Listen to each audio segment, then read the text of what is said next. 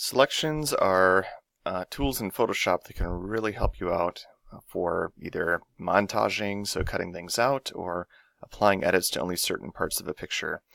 So I'm going to be showing you a lot of the different types of selection tools today, and we're going to start with right here in the top. So right below the Move tool, we've got three sections in Photoshop here that are all dealing with selections. So that is, you use the tool to create these black and white lines that are kind of marching around. We call them dancing ants or marching ants. And what that allows you to do is the area that's within the selection is what you've actually selected, and that's what is affected by what you end up working with in Photoshop. So whether or not we want to create a new layer with that, so we've got just a layer of that section of the picture, or maybe we want to apply an edit with just that part of the picture. So we can use our layer adjustment mask to change just part of the picture to look a certain way. All right. There's just all sorts of things that you can do with selections. So the first one here is the marquee tool. So you can do rectangular forms, you can do circles, or even single rows. So these are like single pixel lines that you're selecting. Now, anytime that you're working with a selection, you can add to it by holding Shift. And you'll notice next to my mouse here, there's a little plus symbol. So you can add more and more to your selection by just holding Shift and dragging the tool around to create a new selection. So for example, maybe this picture, I wanted to change part of it to be kind of a really different color. So I really make this look kind of psychedelic and crazy doing that. Right? So there's all sorts of things you can do, but all of it is about creating this shape or this outline of a selection that you're creating in Photoshop. Now, if you wanted to get rid of something that you've selected in Photoshop, if you want to totally start over, you hit Control D on the keyboard, or you can go up on the top here in the Select menu and select Deselect. And that's what Control D is. You can actually see what all the shortcuts are right here. Or in your notes I provided you with a list of shortcuts as well. Now, one of the most frustrating things in Photoshop is, say you want to make a selection and it's not working out the way you want. So that's why we have all sorts of different ways of creating selections in Photoshop. And I'll be showing you some of the easier ones here and then kind of going to more and more complex from there. So the first one is the Quick Select tool. And with that, you can use a different sized brush. Now, changing your bracket keys on the keyboard, you can change the size of what you're selecting. And Photoshop's going to do its best to kind of find edges within where you're painting. So let's say I wanted to select the flower. Well, I just had to click and drag just one little spot here, and it created the flower into the selection.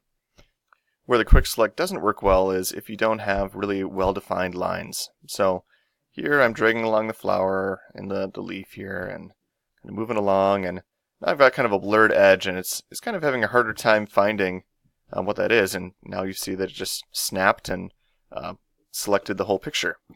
So there's other tools that you can use to help you avoid that from happening. Before we move to the advanced tools, I'd like to show you one other tool that's pretty helpful for making selections, and that is the Magic Wand tool. So you saw how the Quick Select tool worked. It was kind of like a paintbrush. With the Quick Select tool, you actually are just clicking down, and if you hold Shift, and I'm just clicking one click at a time here, you can go around and make your selection. And it's just searching for common colors and areas where there's lines. And that's how it works. You can change the tolerance so that it jumps around a little bit more with the selection. But you can see this area here, it's really not going to be the best tool to work with. But if I was selecting the flower, you can see I just clicked down a few times here, and it selected most of it. And I can just use any old tool, like even the circular marquee tool, to get the rest of that flower in the selection. That's something to worth mentioning too. You can start a selection with one tool and jump to a different tool to finish it off. Remember, hold Shift adds to the selection, and then on your keyboard to minus away, you hold Alt, and you can minus away parts of the selection. So then, after you've made a selection, you've got a few different options for what you do. I've already talked about how you can create more of an adjustment layer, so you're making a change to how something looks.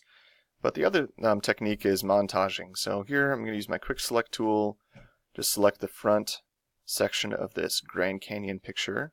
You can see how it's jumping to the edges.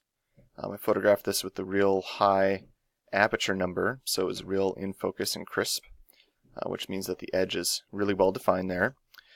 So I've got a couple different options. Now, I think the best way to create montages in Photoshop is actually to use layer masks, and that allows you to have a little bit more of a, well, if I made a mistake, I can go back mentality. So down in your layers palette here, click on the layer mask, and you can see that we've now cut out that section of the picture. And you can definitely do this all in the same picture, have like a background, and then you keep adding more and more pictures in by dragging them in. But you can also, do a selection in one, create your layer mask, and then simply drag it over to a new tab and have it appear in a picture that you were previously working on. Right? Remember, you can resize things however you want. We got Grand Canyon and a flower. Right? The other thing you can do, if we go back to this picture here, I'm going to reselect just the canyon here. Get rid of our layer mask. So I got my canyon selected here. If I'm in the move tool, I can just click and drag without having a layer mask and bring it into another picture if I wanted. The only downside is if I made some mistakes in my selection, like along the edges, I can't really go back and add those in because I don't have a layer mask to work with. Whereas in this one, I've got the layer mask, so I can always use a paintbrush, painting black or white, to bring certain areas of the picture back. So black gets rid of parts of the picture, and white brings those areas back. So you could paint certain areas back, or even soften up the edges in your picture.